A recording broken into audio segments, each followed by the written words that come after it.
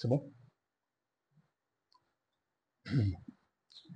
Merci, serviteur de Dieu. Le livre d'Apocalypse annonce la tribulation dans le temps de la fin. Et nous vivons déjà certains signes. Nous nous souvenons qu'en Égypte, Dieu avait épargné le peuple d'Israël qui habitait la province de Goshen lorsque Dieu avait frappé l'Égypte de 10 plaies. Dites-nous, homme de Dieu, dans ce temps présent, quelles sont les dispositions que Dieu a prises pour épargner son peuple lorsque le monde va connaître la tribulation, la colère de Dieu dans ce temps de la fin? Bénissons l'Éternel pour son amour infini, pour sa miséricorde. Par rapport à ce qui arrive, au temps difficile qui arrive, le Seigneur l'Éternel a pris aussi des dispositions. Vous voyez, je donnerai quelques exemples. Je commencerai par les nations refuges. Quand je parle des nations refuges, c'est-à-dire à travers la terre entière,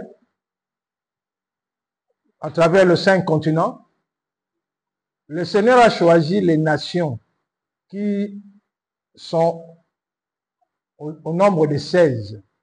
Mais je ne rentrerai pas en détail pour le moment par rapport à ces nations, où je ne donnerai pas leur nom par rapport maintenant, jusqu'au temps marqué quand le Seigneur voudra que ces nations soient connues.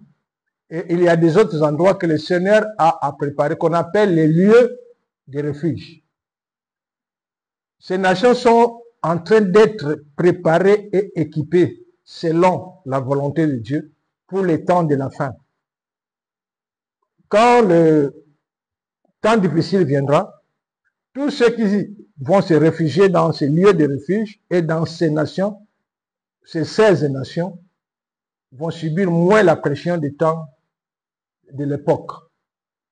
Au-delà de cela, une autre des missions de donner à ceux de l'unité spéciale, c'est de faire le bouclier entre la colère de Dieu, quand les cieux seront ouverts, et la terre.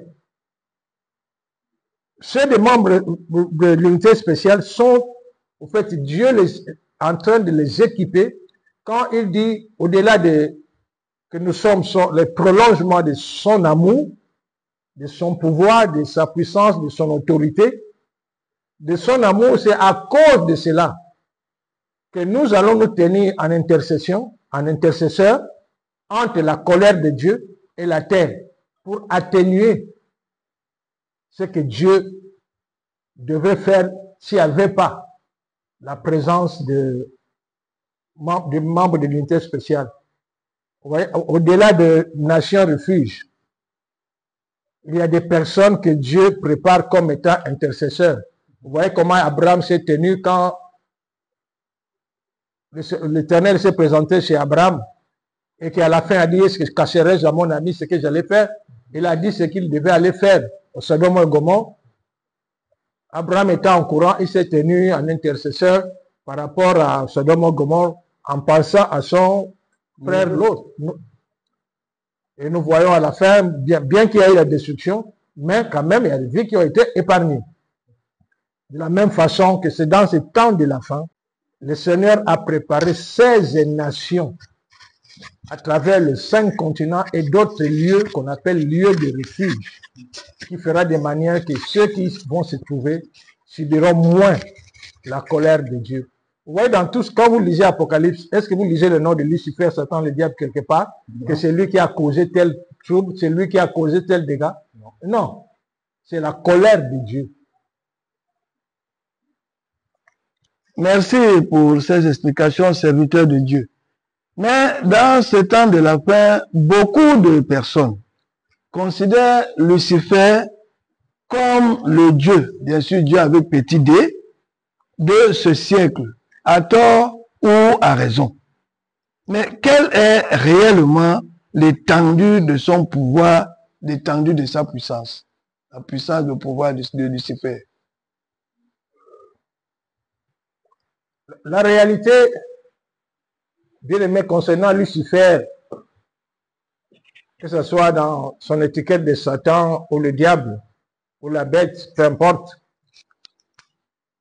c'est nous les humains qu'avons fait de Lucifer ce qu'il est, dans ce que nous voyons comme étant puissance, tout ce qu'il reflète. C'est vrai que la Bible dit dans 2 Corinthiens, chapitre 4, le verset 3 et 4, si notre évangile est encore voilé, il est voilé pour ceux qui périssent, pour les incrédules dont le Dieu de ce siècle a aveuglé l'intelligence, afin qu'ils ne vissent pas briller la splendeur de l'évangile de la gloire de Christ, qui est l'image de Dieu.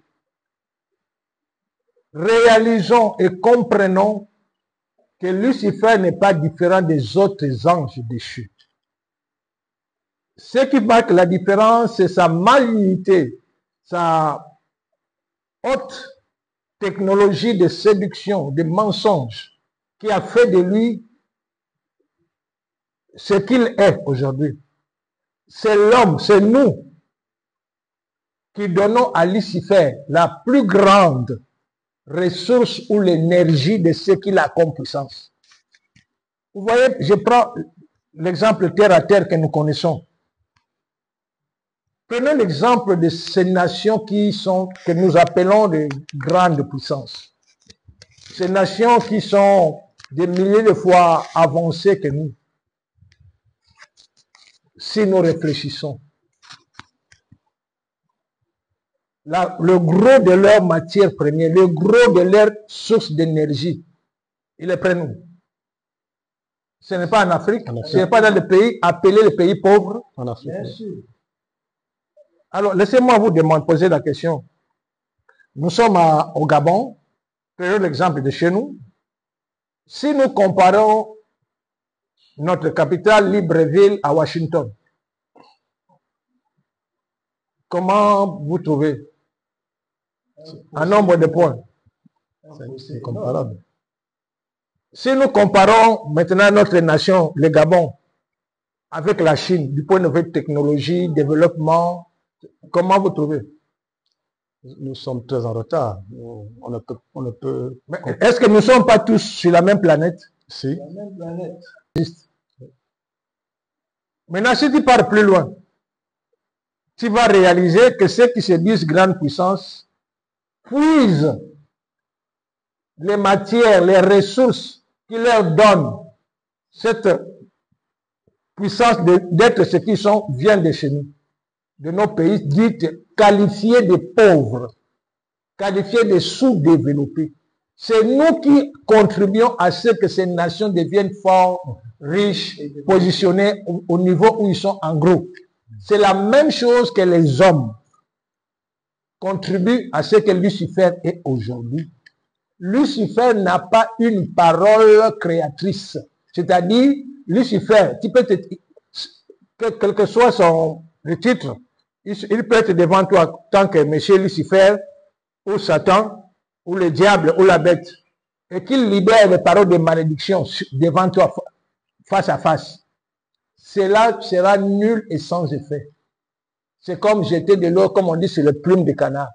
Pourquoi? Sa parole n'est pas créatrice. Mais d'où vient que tout le mal qu'il fait? Parce que c'est nous, les humains. C'est nos paroles. Oh, je me rappelle ce jour-là, il y a eu un événement que nous avons vécu il y a quelque temps.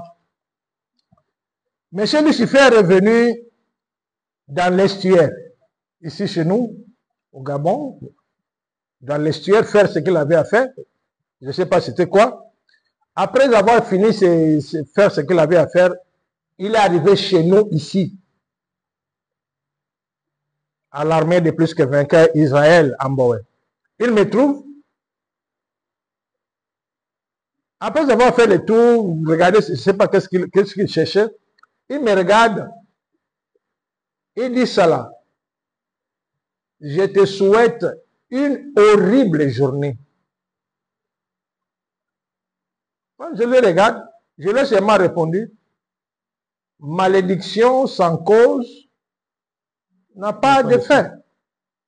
Après, il est parti. Quelque temps après, ça a passé des jours ou des semaines. Voilà M. Lucifer qui revient encore dans l'estuaire pour faire ses affaires. C'est lui qui sait ce qu'il faisait dans l'estuaire. Après avoir fini ce qu'il faisait là-bas, il revient encore chez nous.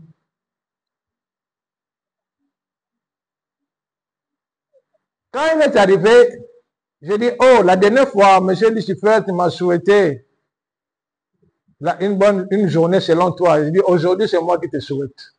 Je lui ai dit, au nom de celui qui a créé les cieux et la terre, au nom de celui que moi je sais, le Seigneur Jésus-Christ. Monsieur Lucifer, je te souhaite pour cette journée. Partout où tu vas partir, je crois que j'avais dit à un rayon de... Je ne sais pas combien de kilomètres, j'avais dit à un rayon de ces kilomètres-là. La pluie de sang de Jésus va commencer à tomber. Et toutes les personnes qui sont dans ces rayons-là, que le sang va toucher, tout ce que tu les as libérés comme mal, ou tout ce que tes agents ont fait comme mal dans la vie de ces personnes, ça sera brisé. Définitivement. En disant comme ça, écoutez-moi, la pluie a commencé à tomber sur place. Lucifer étant chez nous. Vous savez ce qui s'est passé? Lucifer, comme c'était la journée, je lui ai souhaité pour la journée. Du matin que Lucifer est venu chez nous, il est resté jusqu'à la nuit. Il ne pouvait plus partir parce qu'il savait les dégâts que ça allait faire. Ouais, Lucifer, ce qu'il a comme puissance, en gros, ça vient de nous, les ignorances. La parole de Dieu nous dit la vie et la mort sont au pouvoir de la langue. Quiconque l'aime en mangera le fruit. C'est ce qui amène que... Vous voyez cette situation? Les plus malheureux sur la terre, ce sont les agents du diable. Ceux qui se sont donnés à être ouvriers, serviteurs ou quoi du diable. Vous voyez, à tout moment, quand je parle de sorciers et agents du diable. Il faut connaître la différence qu'il y a entre sorciers, sorcières et agents du diable. Les sorciers, ce sont des personnes qui exploitent en mal les dépôts spirituels qu'ils ont. Quelqu'un peut devenir sorcier non parce qu'on lui a transmis cela, non parce qu'il a mangé quelque chose.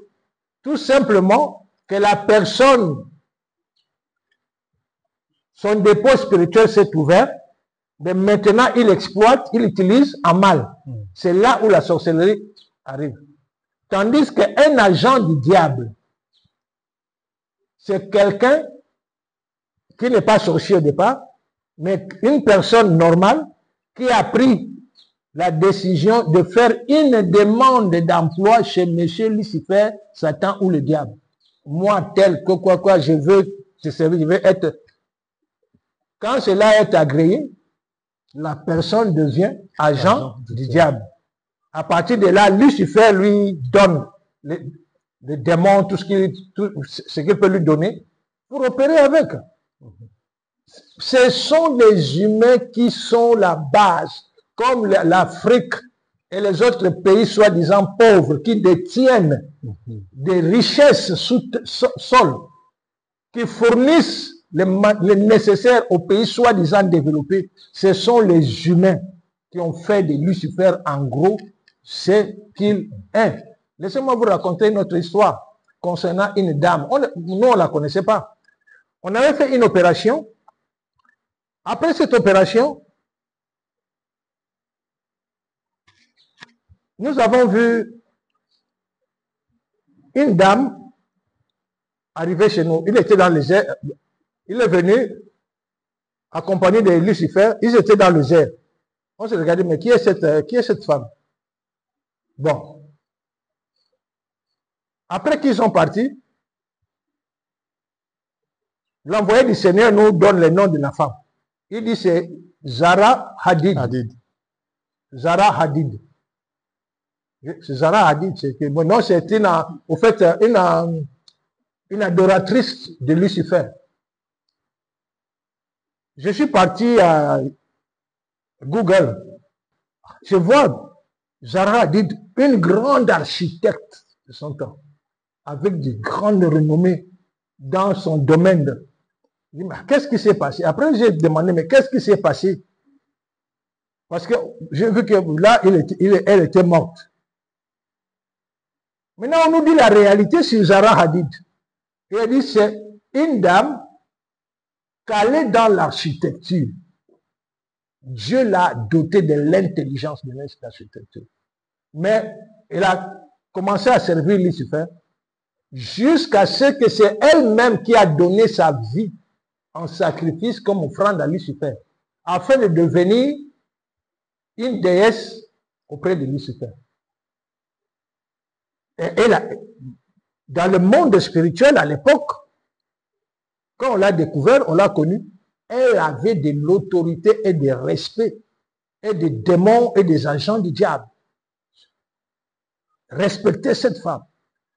Mais il y a eu une situation, et Lucifer, malheur à ses agents, s'ils savaient, il y a eu une situation, on a eu un procès contre Lucifer.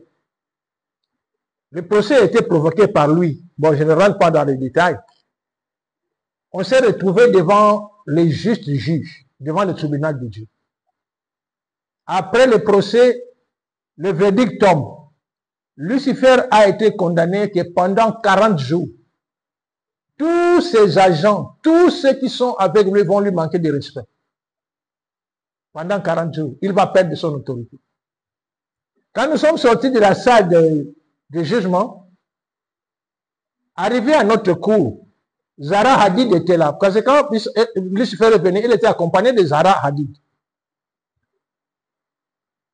Maintenant, Zara Hadid voit la face de son maître, de son roi, tout défait.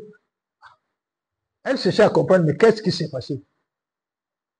De la façon que Zara Hadid regardait son roi, Lucifer, donc Lucifer a interprété que donc la sanction qu'on a dit qu'on va me manquer de respect, ça commence par toi. Mais bien aimé,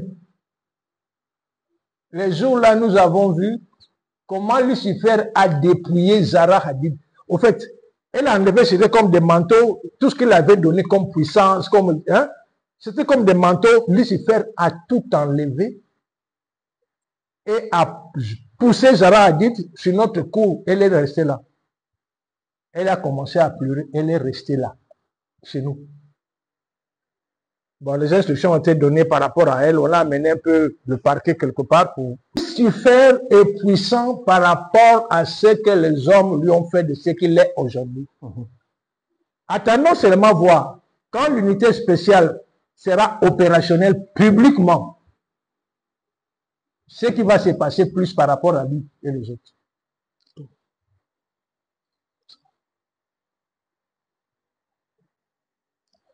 Merci, serviteur de Dieu, pour ces explications. Alors, nous aimerons savoir à quoi servent les clés. Nous entendons parler que Dieu a donné les clés à Pierre. Est-ce que, serviteur de Dieu, pour nous dire à quoi servent les clés que Dieu, notre Seigneur, a données à Pierre pour une bonne compréhension? Ésaïe, chapitre 22, je crois qu'à partir du verset 22, où il est dit, la parole de Dieu nous dit, je mettrai sur son épaule, je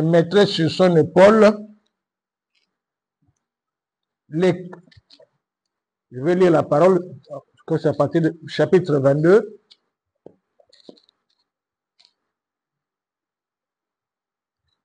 verset 22. Je mettrai sur son épaule la clé de la maison de David. Quand il ouvrira, nul ne fermera. Quand il fermera, nul s'ouvrira. Et nous voyons dans Matthieu 16, verset 19, Le Seigneur dit, je te donnerai les clés du royaume des cieux. Ce que tu lieras sur la terre sera lié dans les cieux. Et ce que tu délieras sur la terre sera délié dans les cieux. Bien-aimés, le peu que nous connaissons déjà à travers la nouvelle connaissance, le peu que le Seigneur nous enseigne lié à la nouvelle connaissance, nous avons réalisé. Vous voyez, avant de parler, de rentrer dans les réponses des clés, jusqu'à aujourd'hui, le corps de Christ exploite un minimum ce que Dieu a mis à notre disposition. Je prends l'exemple, le sang de Jésus. Nous voyons les signes et les prodiges produits par le sang de Jésus à travers la bouche des serviteurs de Dieu, des enfants de Dieu. Des miracles, des signes. Nous voyons l'impact de l'huile d'onction à travers la main des serviteurs de Dieu, des enfants de Dieu. Incontestable. Mais bien aimé, la réalité que nous avons découverte en comparant avec la nouvelle connaissance, le corps de Christ n'utilise pas plus de 30% de la puissance qui se trouve dans le sang de Jésus, ou dans l'huile d'onction, ou dans la plupart des armes, ou des esprits mis à la disposition du corps de Christ. On n'utilise pas plus de 30%. En parlant de clés, quand le Seigneur a voulu nous parler de clés,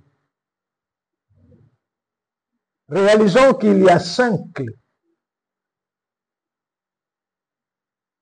La première clé c'est pour ouvrir le cœur de reine minérale. En parlant de reine minérale, je fais allusion à la terre, l'eau, l'air, le feu, le vent, le soleil, la lune, les eaux d'en haut, l'étendue du ciel, les étoiles. Tout cela fait partie du règne minéral. La deuxième clé est pour le règne végétal.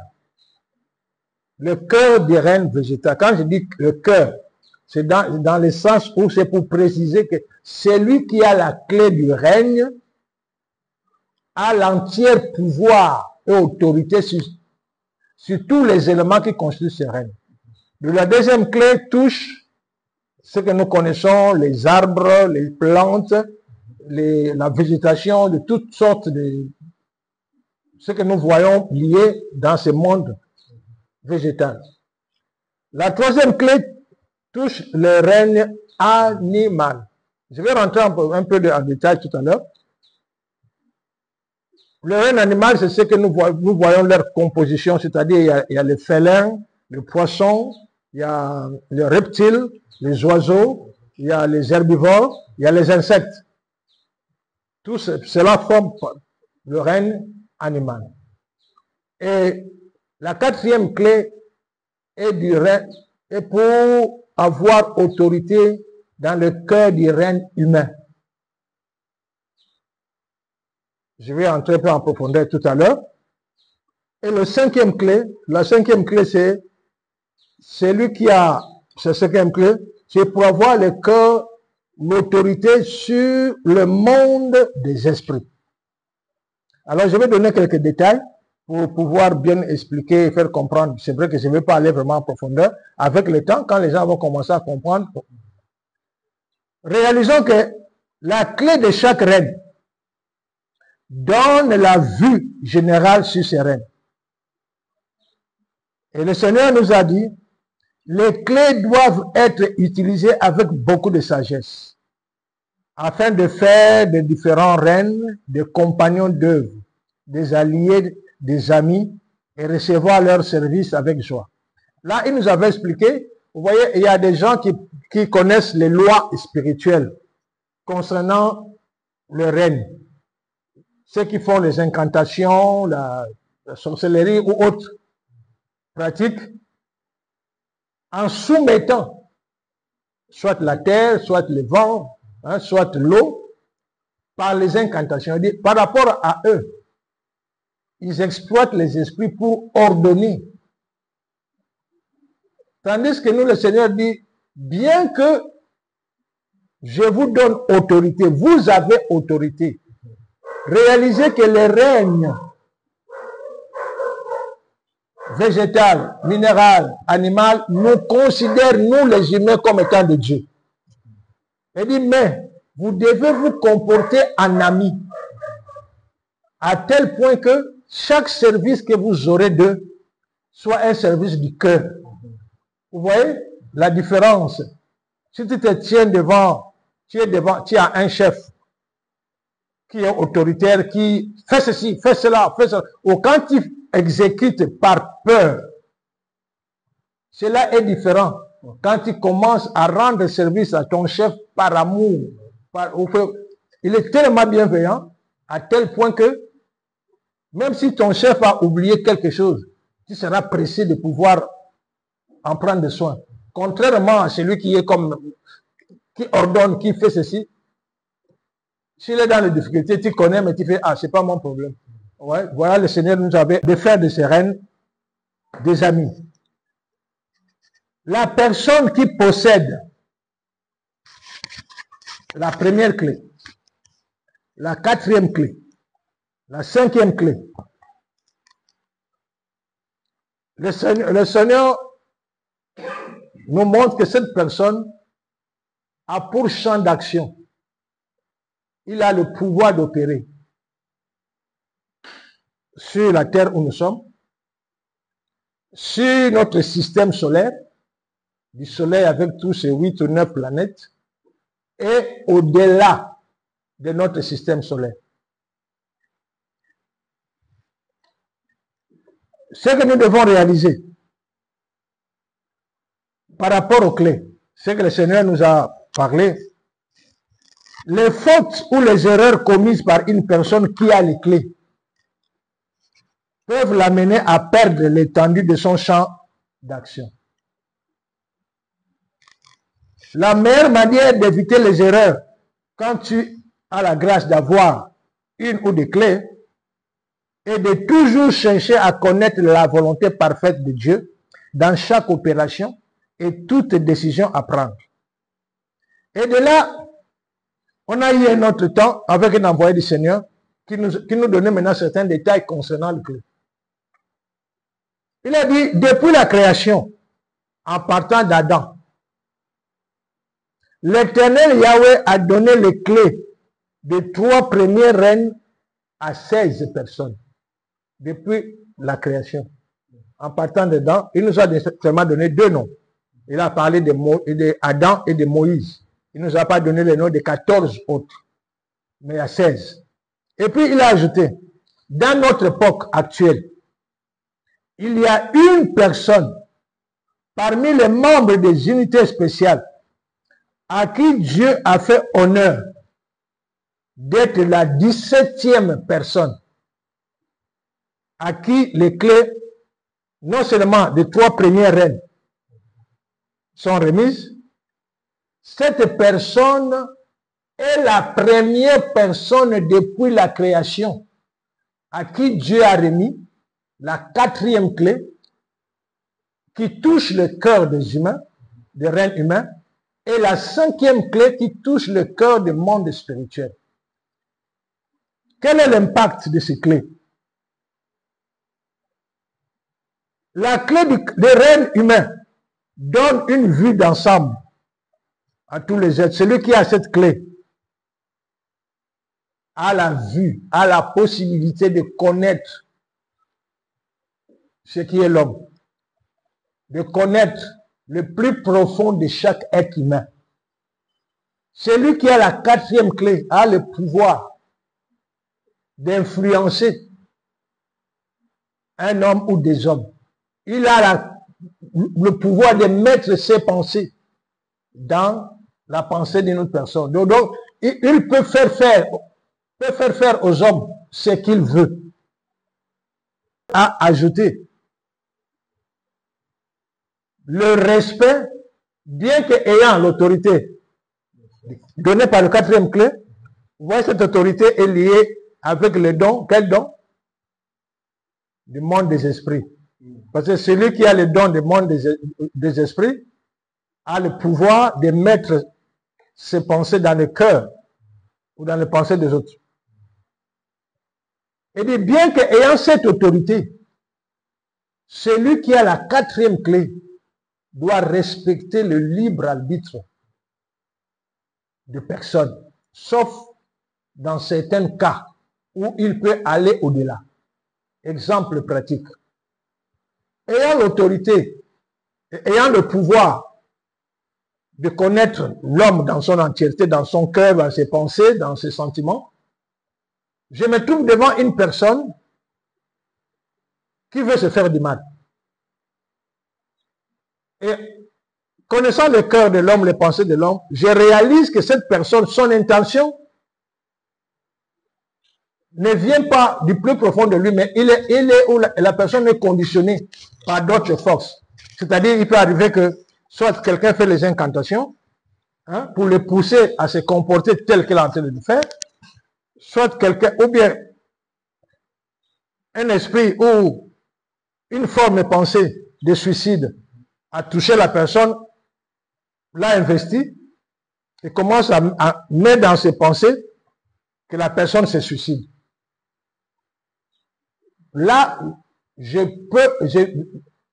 dois intervenir, non pour violer le libre arbitre de la personne, mais pour amener d'empêcher cet esprit ou cette entité ou les incantations qui sont faites pour amener les personnes à se faire du mal. Ouais, à partir de là, je peux intervenir dans le cœur, dans la vie de la personne, en allant au-delà de son libre arbitre. Maintenant, s'il arrive que je trouve quelqu'un par le ressentiment, par la colère, vu une situation qui s'est passée, mais il a l'esprit de vengeance, qu'il veut faire vraiment du mal. Mon devoir, c'est là de parler à la personne par rapport aux conséquences. Donc, je vais me tenir à l'exhorter jusqu'à amener que la personne puisse réaliser les effets rétroactifs de son action en respectant son libre arbitre. Vous voyez la différence? Celui qui a la cinquième clé, la particularité de la clé de l'esprit, elle permet à la personne qui la possède de connaître le passé, le présent et l'avenir. La clé de l'esprit donne autorité et sur les anges et sur les démons. Avec la clé de l'esprit, je peux lier et jeter dans les abysses ou dans les abîmes tous les esprits ou les démons d'une nation. Donc j'arrive dans une nation, je dis, je lis tous les esprits ou entités démoniaques qui se trouvent ici, je les jette soit dans les abysses, soit dans les abîmes, ou je les envoie là où je veux. Mais le Seigneur ajoute, bien qu'ayant cette autorité, nous ne devons pas user cela dans ce sens. Parce qu'il a dit, il y a toujours une raison pourquoi. Pourquoi les anges de Dieu sont dans une nation. Ayant cette autorité, nous devons toujours discerner, savoir à quel moment l'employer, toujours à se référer au Saint-Esprit. Cela est très important. Donc, bien aimé, pour résumer encore, réalisons que le corps de Christ, voyant tout ce que nous connaissons de nos pères, des grands hommes de Dieu que nous connaissons, nous pouvons les citer, de Kenneth Hagin, Kenneth Copeland, David Oyedepo, Chris Aquilomé, si nous montons encore William Branham, tous ces grands hommes de Dieu. Tout ce qu'ils ont fait comme signe et prodige, sans oublier Ben Idaosa. Le corps de Christ n'a pas dépassé 30% du potentiel qui se trouve dans le sang de Jésus, dans l'huile d'onction, dans le paix de la parole, dans tout ce que nous connaissons, que nous utilisons. Donc c'est la nouvelle connaissance qui a permis qu'on puisse le voir et comprendre. D'où l'importance que le Seigneur Saint-Esprit est en train de nous exhorter, que les églises doivent se réveiller et chercher à rentrer dans la nouvelle connaissance. C'est ce qui va amener que l'Église puisse se tenir, que Dieu, le Seigneur vient trouver, chercher une Église sans tache, ni ride, ni rien. Une Église glorieuse. Voilà, je peux m'arrêter là parce qu'il y a beaucoup de profondeur, mais avec le temps. Merci, serviteur de Dieu, pour ces avertissements et ces différentes révélations qui sont adressées en général à l'humanité, mais d'une manière particulière au corps de Christ, qui malheureusement me semble soit ignorer, soit ne pas être au fait des actualités. Mais, serviteur de Dieu, quel message voulez-vous, au moment où nous sommes en train de conclure cette partie de l'émission, quel message voulez-vous, d'une manière particulière, transmettre à ceux qui vous suivront? Le cri de mon cœur, pensons d'abord au corps de Christ. Pourquoi? C'est à travers le corps de Christ que Dieu a préparé les instruments, des éléments, des personnes qui vont jouer de grands rôles dans ce temps de la fin, mais qui malheureusement beaucoup sont encore hors sujet, hors jeu. Le cri de mon cœur est que réellement, que ceux qui m'écoutent, me croire ou ne pas me croire n'est pas important pour moi. Parce que tout ce que je suis en train de dire, au temps marqué, ça sera palpable et visible. C'est de prendre conscience et de commencer à chercher, à demander au Saint-Esprit réellement d'ouvrir les portes, chacun de sa part. Entrer dans la nouvelle connaissance, comme je le dis et je le répète, n'est pas conditionné que je vais t'imposer le main ou parce que tu as jeûné 40 jours. Non, ça commence par le désir le plus profond de chercher réellement à entrer, à connaître selon que Dieu l'a dit, dans le temps de la fin. Il va déverser la connaissance comme l'eau de mer qui couvre toute la terre. Avoir faim et soif réellement de connaître, d'entrer dans cela. Par rapport à l'humanité en général, que tous ceux qui m'écoutent, chrétiens ou non chrétiens, de prendre au sérieux mes paroles. Comme je dis, me croire ou ne pas me croire, n'est pas, en fait, c'est pas important pour moi. Vous voyez? À partir du moment où tu te tiens sur la vérité, à partir du moment où tu es en train d'informer, parce que toujours, faisons la différence quand il y a certaines prophéties que nous pouvons donner de la part du Seigneur. Tu prophétises par rapport à tel événement, par rapport à tel lieu, par rapport à telle situation. La prophétie peut changer du jour au lendemain, selon que la partie concernée peut se repentir, peut se tenir dans la prière, peut se tenir dans une situation où que Dieu change ce que tu as dit. Ce n'est pas ce que tu as dit est faux, ou bien ce n'était pas vrai, mais vu la réaction des parties concernées, Dieu a changé. Tandis que quand on parle de l'information, c'est-à-dire la chose est arrêtée. Ce que je suis en train de dire, je ne dis pas des choses qui vont arriver, on ne sait pas dans quelle année que ça va. Non, les choses que je dis, nous sommes déjà à l'intérieur. Les choses que je suis en train de parler, nous en vivons déjà. En parlant des unités spéciales, des opérations dans le monde spirituel ou au-delà du monde spirituel, des opérations sur notre terre ou en delà. Ce n'est pas quelque chose que non, nous vivons déjà à l'intérieur. Nous le pratiquons déjà. Mais le Seigneur veut que de manière que, avant que cela soit public et que nous commençons à agir, que les gens voient nos actions, nos activités, qu'ils réalisent qu'il y a déjà un avertissement qui est donné. Comme il est dit, à un homme averti en vaut deux. Donc j'exhorte réellement ceux qui m'écoutent, chrétiens ou non chrétiens, à prendre au sérieux mes paroles, de chercher à comprendre plus.